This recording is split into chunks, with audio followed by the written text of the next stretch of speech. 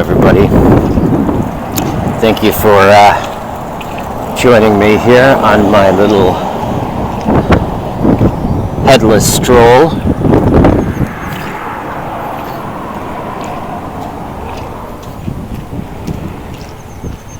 So I'm been having some just really rich conversations as of late.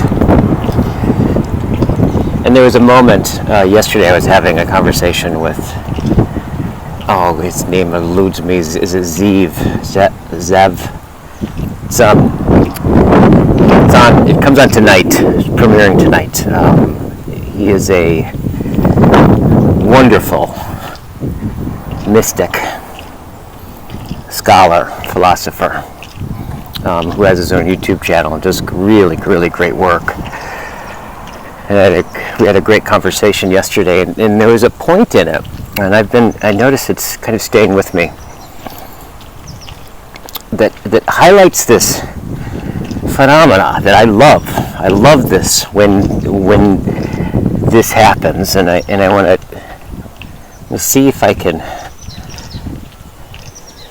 bring some things together about that. So at some point we were discussing this subtle yet distinct experience, right?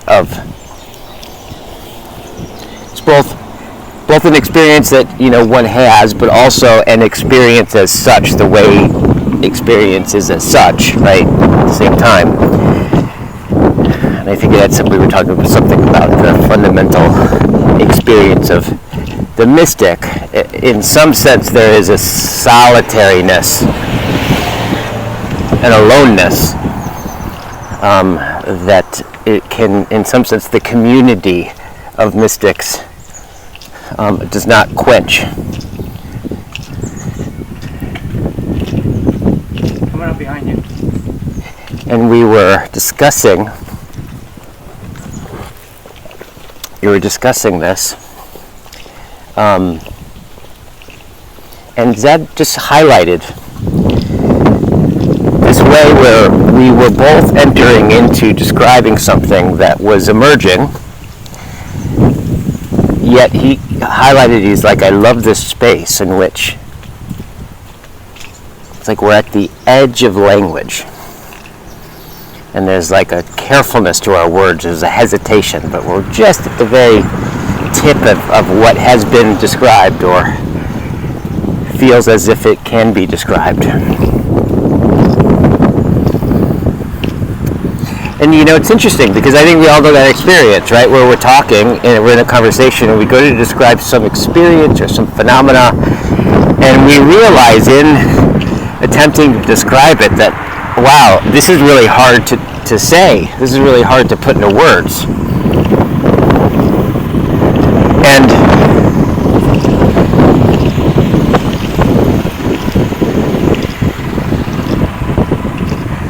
And it's interesting, I think the thing that's striking me about that is really zeroing in about the nature of language itself here.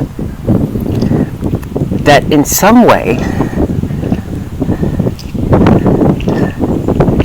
so if we look at it like this, so that which is difficult to describe, and that we're inching towards describing it, yet our words fail, or words are clumsy. Yet there is that in which we're having a difficult time describing. What is that experience of that thing, right? What grants that reach into what is out of reach of language, yet somehow language wants to say it? And I want to look at the way that experience actually belongs to language itself. And it's funny because if we think about this,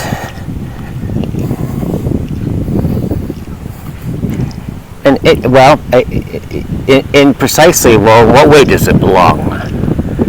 In what way does the unsayable, the ineffable, belong to language?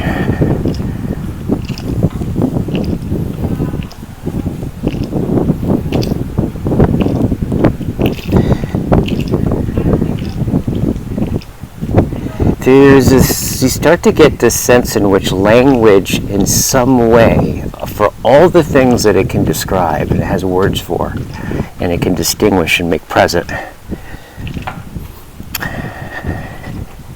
that there's something inherent in language that is simultaneously always already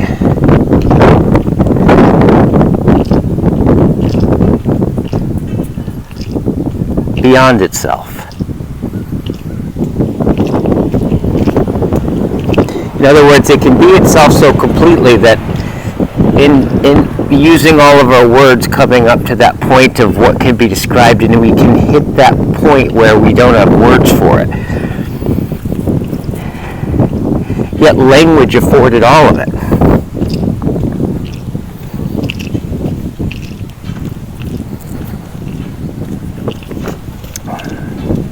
So in what way, I guess the question is I'm sitting with, as I'm walking, talking, languaging my way through this,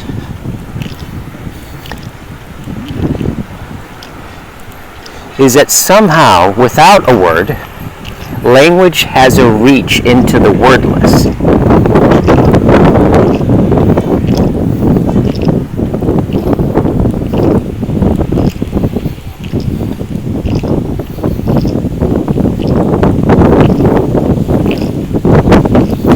In some sense, it's like almost like language draws the line for which it's already seeking to go beyond the line it drew. And the beyond became apparent in the drawing of the line.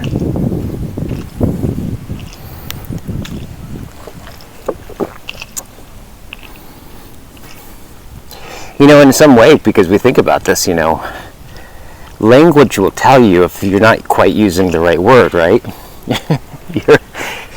We also have that experience of trying to describe something and just not quite having the right word for it. How do we know it's not the right word? Well, language lets you know. It goes, no, not that. No, that's not quite it. Or like, oh, there it is. In some sense, what's compelling to me is I would imagine that artists and thinkers and philosophers and mystics, we could say,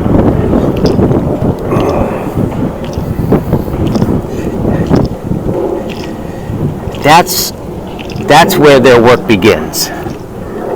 Is at that point in which they don't have quite the right word, in which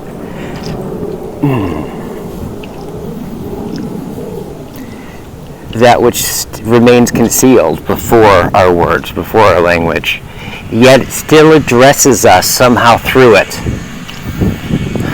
That's the sense of it. This way of being addressed by the unsayable, right? That's somehow part of and belongs to language itself, is the place, in some sense, is the place from which poetry seems to me begins, draws from.